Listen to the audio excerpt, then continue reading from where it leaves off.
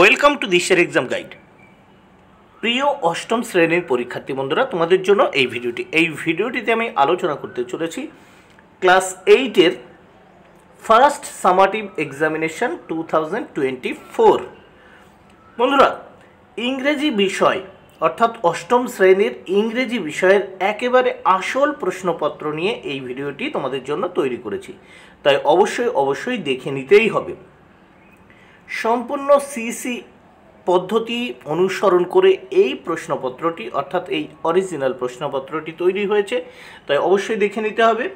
Full mark 15, সময় 30 minute. এখানে নাম অর্থাৎ তোমরা তোমাদের নাম লিখবে, রোল নাম্বার এখানে তোমরা তোমাদের পরীক্ষায় তোমাদের স্কুলের রোল নাম্বার লিখবে, এখানে সেকশন অর্থাৎ এ অথবা বি বা সি যে সেকশনে তুমি পড়ো সেই সেকশনটা লিখবে। প্রথমেই দেখে নেওয়া যাক রিডিং কম্প্রিহেনশন সিন। বন্ধুরা, এই সিনটা তোমরা ভালো করে প্রথমে পড়ে নেবে। দেখো, read the following passage and answer the question below. তা আমি এটি আর পড়ছি না, আমি সরাসরি উত্তরে চলে যাব, কিন্তু তোমরা এই প্যাসেজটি ভালো করে পড়ে নেবে। পড়ে নেয়ার পরে এই প্রশ্নের উত্তরগুলো করার চেষ্টা করবে। তোমরা পারলে স্ক্রিনশট দিয়ে নিতে পারো। স্ক্রিনশট নেওয়ার পরে তোমরা এটা পড়ে উত্তরগুলো করতে পারো, অথবা সরাসরি উত্তরগুলো তোমরা দেখে নিতে পারো। প্রথমে দেখে নেওয়া যাক choose the correct answer from the given alternatives. এখানে দেখো, দুটো প্রশ্নের উত্তর করতে হবে, মোট 2 মার্ক। প্রত্যেকটি প্রশ্নের জন্য 1 মার্ক করে বরাদ্দ। প্রথমে এক দাগে, John picked up the cab and ran home to his. Answer হবে option D, mother and farm. 2 দাগে, tucking it in his shirt. Here it refers to the. Answer option B, fairy cap. Option B, fairy cap.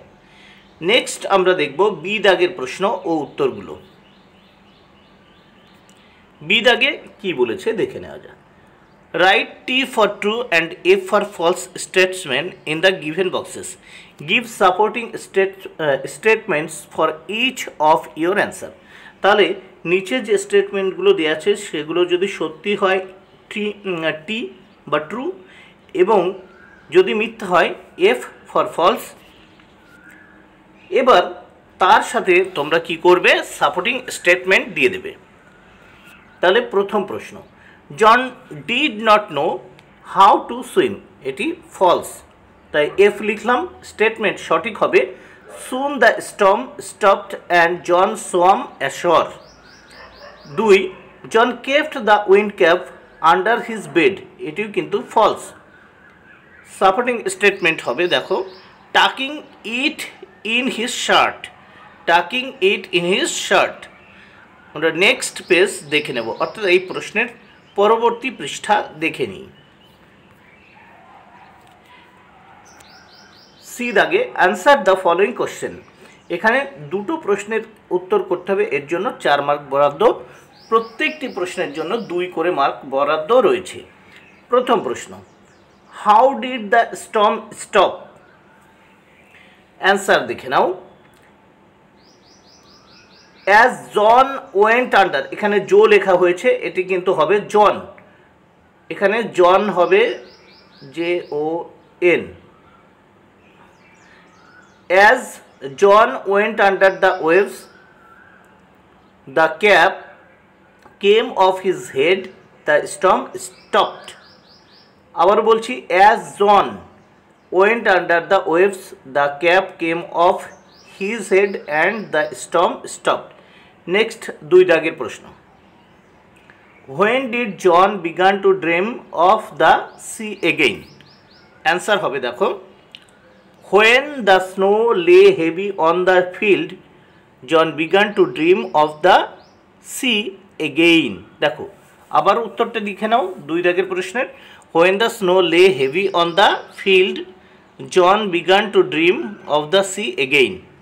এবার grammar and vocabulary দেখে নাও। প্রথমে 2 দাগে, do as directed. 5টি প্রশ্নের answer করতে হবে, এর জন্য 5 মার্ক বরাদ্দ রয়েছে। এক দাগে the captain ordered his men to bring John before, এখানে আন্ডারলাইন দ্য ইনফিনিটিভ, ইনফিনিটিভে আন্ডারলাইন করতে হবে, তাহলে টু ব্রিং হচ্ছে এখানে ইনফিনিটিভ, তাই আন্ডারলাইন করেছি। উত্তরে দেখো এই সেন্টেন্সটা পুরোটা আবার লিখেছি, লেখার পরে আমি এই টু ব্রিংয়ে আন্ডারলাইন করে দিয়েছি। উত্তর হবে টু ব্রিং, মানে আর এটি হচ্ছে ইনফিনিটিভ, তাই এখানে আন্ডারলাইন করেছি বা নিচে দাগ দিয়েছি। এবার 2 দাগের প্রশ্ন দেখে নেওয়া যাক। আওয়ার, দেখো উত্তরে ফ্রেন্ডশিপ হবে উইল রিমেইন ফরএভার, কারণ অ্যাট সুইটেবল সাফিক্স চেয়েছে। এই ফ্রেন্ডের সাফিক্স হচ্ছে, এর সঙ্গে সাফিক্স যোগ করতে হবে শিপ, তাহলে কি our friendship will remain for ever. 3 দাগে I shall have done the work by then, এখানে আইডেন্টিফাই দ্য টেন্স, টেন্স চিহ্নিত করতে বলেছে, এটা হবে future perfect tense, future perfect tense. Next আমরা 4 দাগের প্রশ্ন দেখব। ইট, দেখো এখানে উত্তর হবে it has been raining since morning, কারণ এখানে চেয়েছে fill in the blanks with proper verb form, তাহলে লিখলাম it has been raining since morning. Next 5 দাগে an old man sat on a wall by the Persian wheel, এখানে use suitable preposition চেয়েছে, তাই উত্তর হবে এখানে বাই। দেখো তাহলে an old man sat on a wall by the Persian wheel. বন্ধুরা ভিডিওটি ভালো লাগলে অবশ্যই লাইক, কমেন্ট ও শেয়ার করো। Thank you very much, keep watching my channel and my video.